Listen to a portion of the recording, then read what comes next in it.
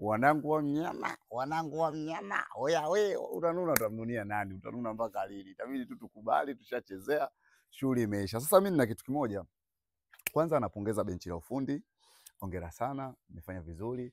Pili napongeza bodi, mabosi, matajiri, wote wameplay part yake vizuri.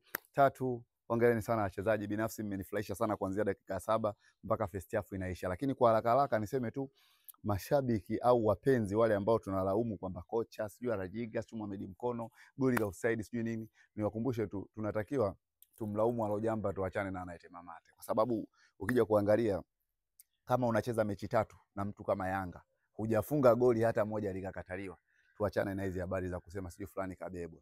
Tunatakiwa tukae tuangalie kwamba tumefunga goli ngapi, mechi 3 mfululizo hujafunga hata goli moja hata la offside.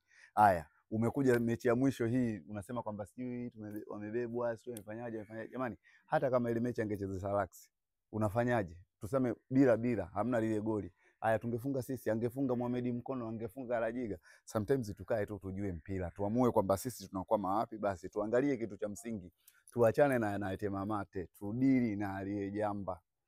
Mtu unapata nafasi, uwe na golikipa, toa vipasi Mkwala afunge. Mtu unataka kupiga mwenyewe tobo, haya umekosa. Mtu mwingine unapata wewe mfungaji wa muda mrefu kwenye timu, upo muda mrefu, sehemu ya kuchopu unataka upige duki. Mtu imepigwa cross, baada ya kufunga, baada ya kupiga mpira kwa miguu anainama ili apige kichwa. Yaani cross ya kupiga na mguu, mtu anainama ili apige kichwa. Alafu unaanza kulaumu sijui nani na nani. Kwa hiyo vitu vingine sisi tunajitakiaga tu.